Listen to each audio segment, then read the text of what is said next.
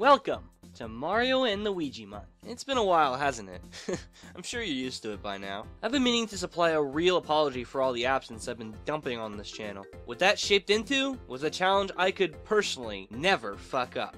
As I rightfully promised, it's time I lay worship to my favorite collection of games ever, the Mario and Luigi RPGs. I love everything in this sub-series to the point of over-obsession. Like I say, you can't simply paraphrase love. So I'm giving you not one, not two, not three, but 4 countdowns themed around these prolific gaming masterpieces. Starting with one of my personal favorite aspects of any source of digital media, the sound. Yoko Shimomura, bless her heart, is synonymous with creating amazing compositions seen in games like Kingdom Hearts, and ever since the millennia's wake, every single Mario & Luigi game to date. And I love her music so much, I'm dedicating the first video of this month to her. Keep in mind, this is the first music list I've done in nearly 5 years. From the general lack of interest being all too apparent, it's gotta be something real special to get me going on one. Oh, and don't go thinking this is me going hush hush. I will be commenting on these songs. Trust me, it wasn't easy to put into words. I do have a rule. Each game in the series will be featured here on equal terms. So, my top 4 from each iteration. Sound good? Good. Right then, onward.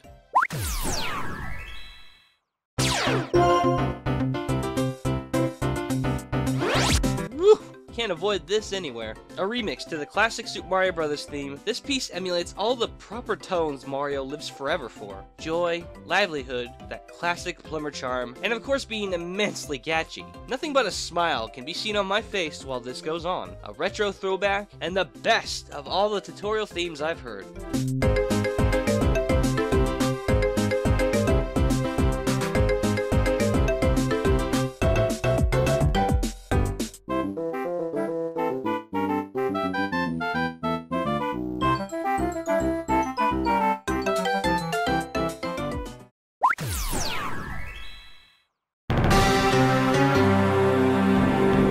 Oh right, aliens.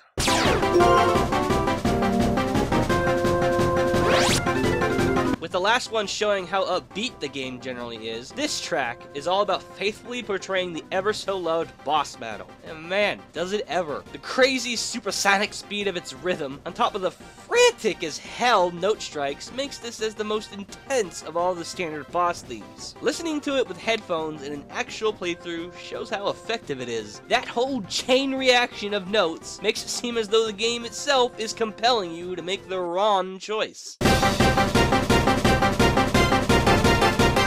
Stop pressuring me!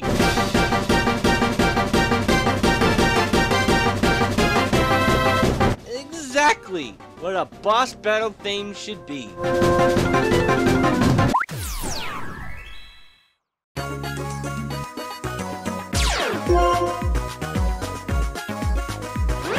Welcome to Guahar Lagoon, the weirdest beach resort you're ever gonna see. Festives may or may not be limited to a crabby but rather festive washed up old beach hermits. Sand so silky, it's practically made of water. And would you care for 5 sun-soaked minutes of Hang Luigi? No. Care to join the fun? Well, it's too bad our boy working admittance is listening to the sounds of the ocean. Oh, 10 out of 10.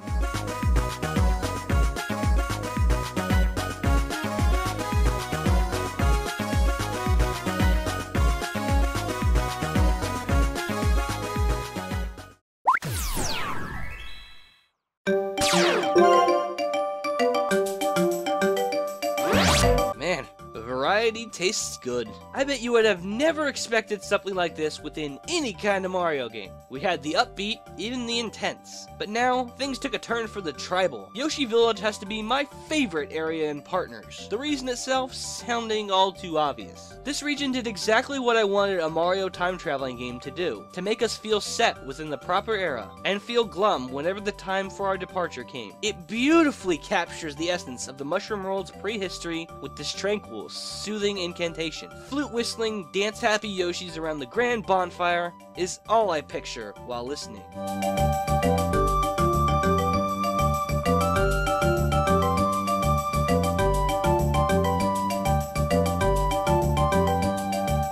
And yes, this is an homage to the original Paper Mario setting. Bet you want to play the game now.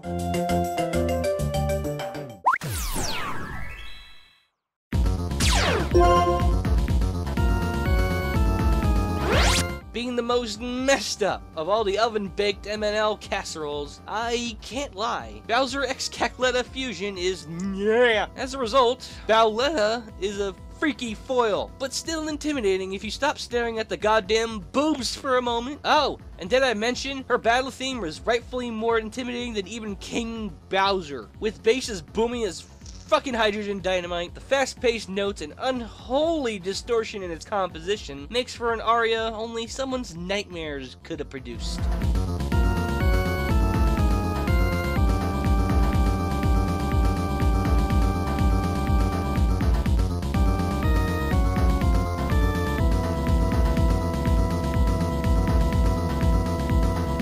Oh, sweet dreams.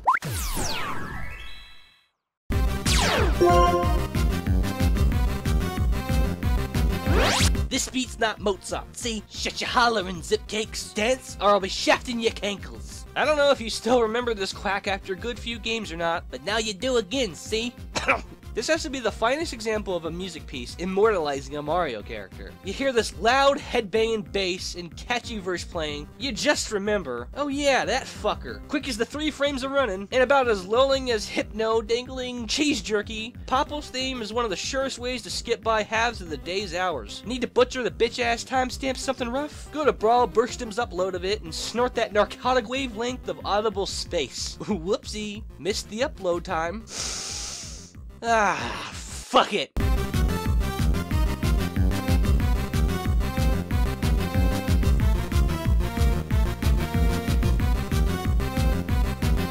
Next time you're on the run from the cops, play this tune in your head. They'll never catch you.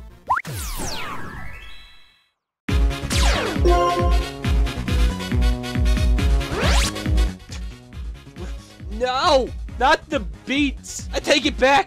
I didn't want a battle! Get it over with! Nah! Master Mario! You clamp those feet down, sir! Attack!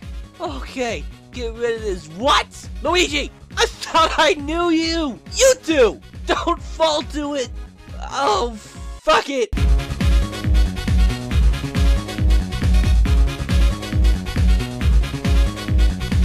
Oh, yeah! The energy!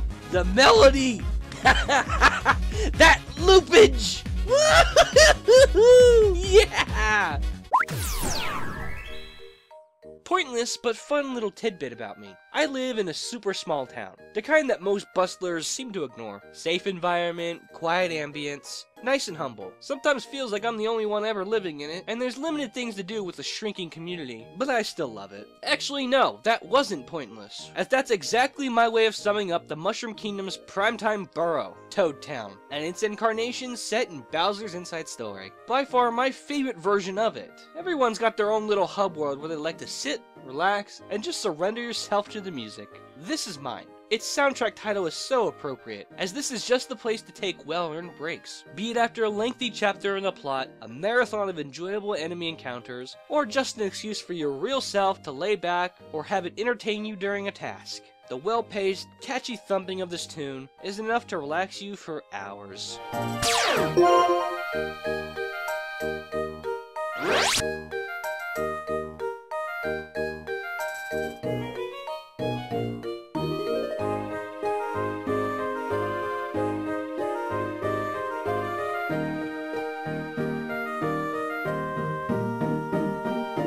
Another fun fact, one of the verses that cycle around this song's beginning is a mirroring jingle of Mario RPG's Forest Maze track. Huh, you guys. Wow, this one.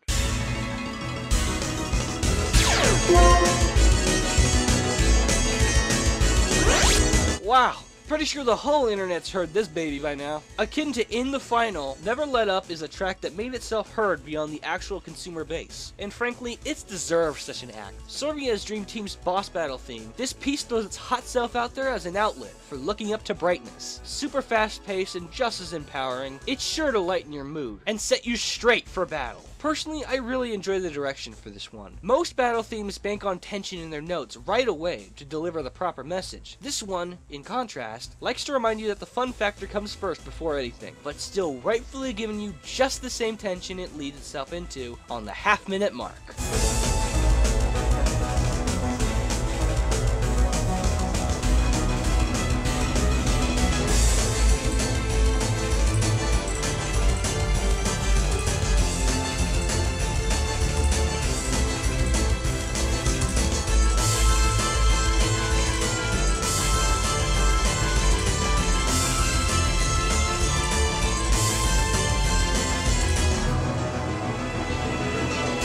Frickin' brilliant. Oh, the brilliance.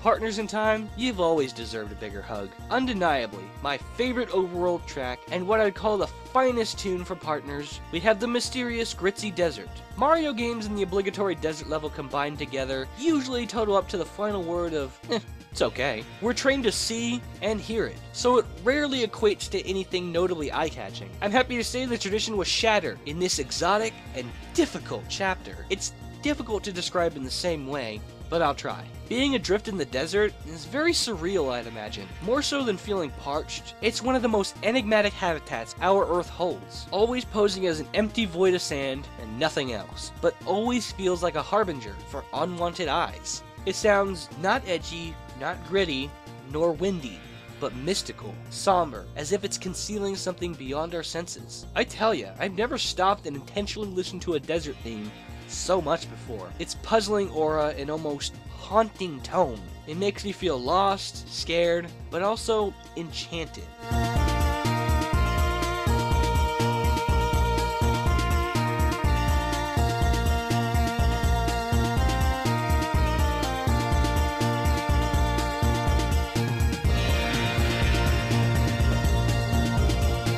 I just noticed, Gritzy Desert is an H.G. Wells allegory.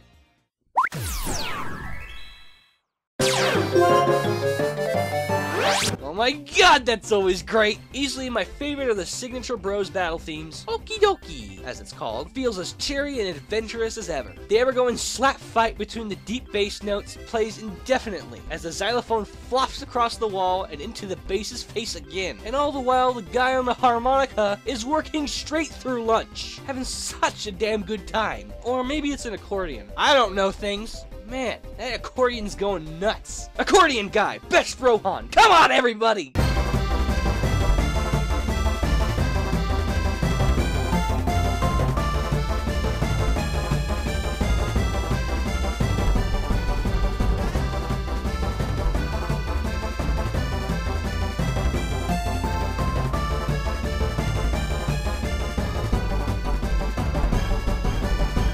Yeah!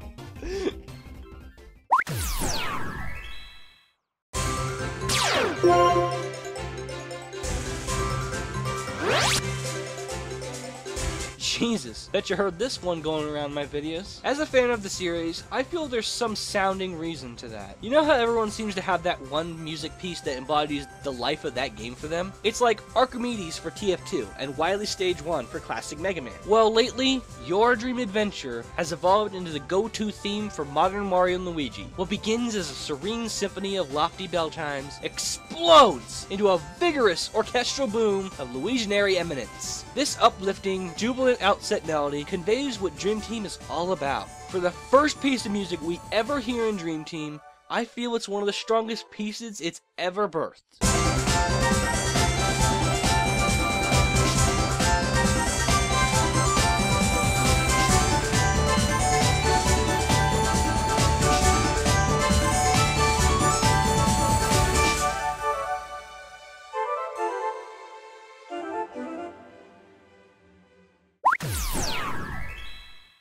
Oh, Yoko, you and your orchestra.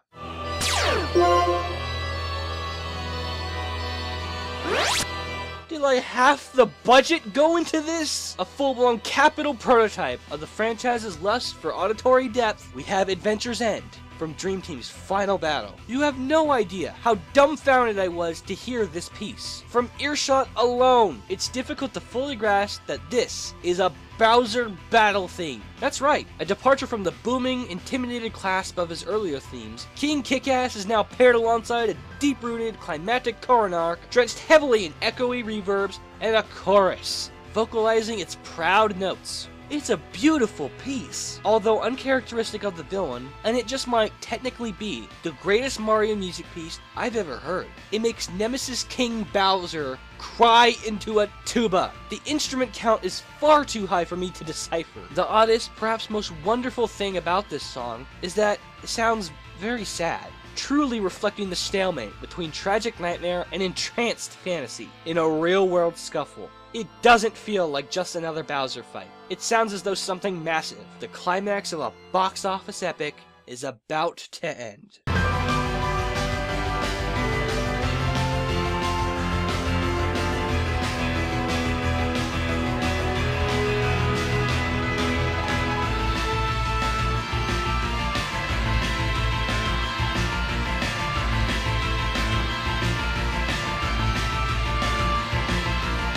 Poetry in the shape of notes. You knew this would be here. Whether you've got a groan, sharp implement, or applause on standby, here's the tune which immortalized this series in all that music could. It has many names, but the soundtrack proudly states it so. In the final.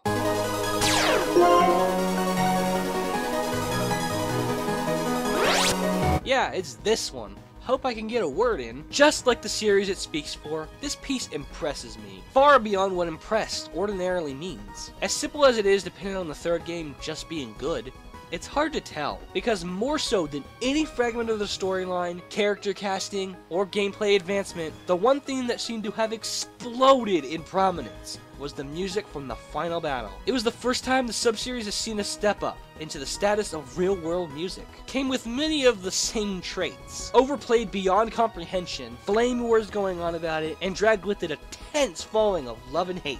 People loved it, people found it overrated, and some even called it trash. And it's still going on. It was a big deal. I even recall it being one of the first results for searching epic video game music. Wow. It's been over 5 years, and I'm still surprised at its history. So, does it still sound good today? I certainly think so. Even greater than Adventure's End, In the Final serves its purpose unspeakably well. Close your eyes and feel.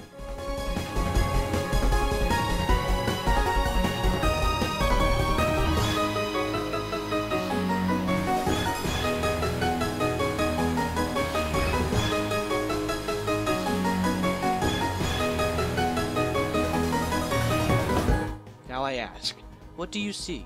I myself see a massive battle playing out, a dire climax, the decisive final chapter for the well-being of an entire world.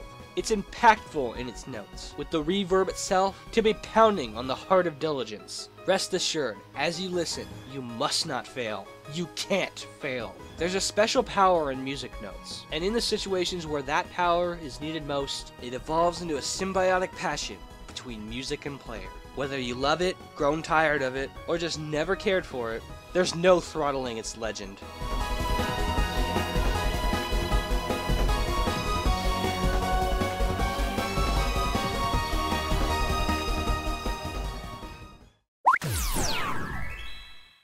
Give me the goosebumps!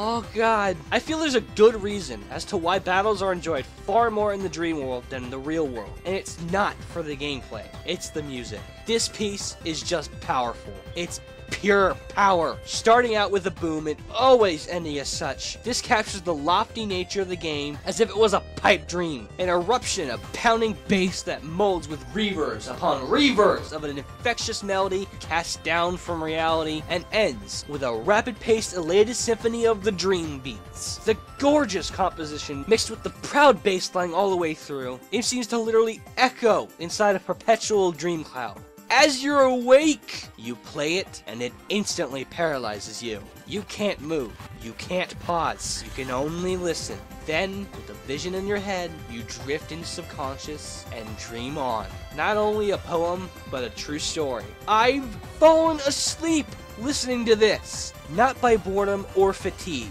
but by euphoria. Ever since, Victory in the Dream World has left me fascinated. There's something mysterious in its notes. Whatever it is, it fully clicks with me. Encore! Encore!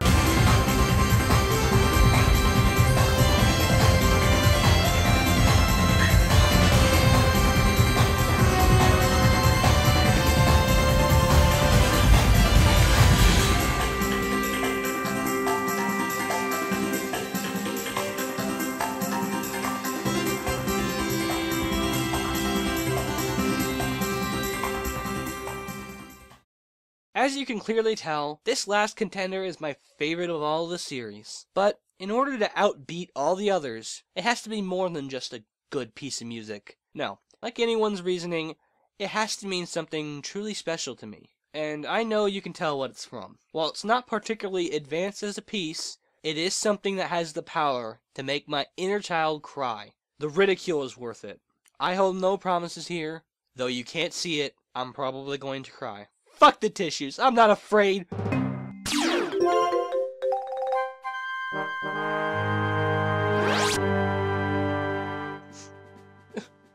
Oh my god, it's beautiful. Yes, I don't care if it's predictable and cliche. Call me a cop-out. But the staff roll of Bowser's Inside Story is my favorite piece of music there is. It's not often you hear credit themes pay full homage to what it's actually ending. As in, they're usually a tune all their own. Of course, that's a good thing. But there's an unmatched charm to these mishmashed melodies. It based on the tunes of what's been heard before and conducts a retelling of your adventure through nothing but music.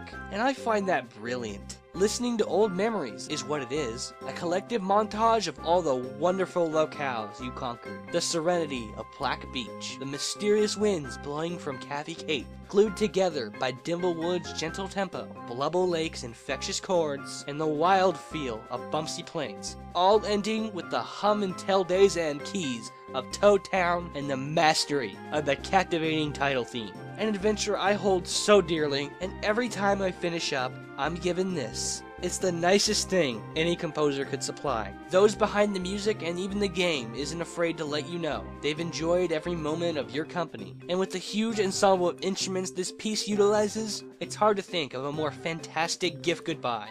Listen.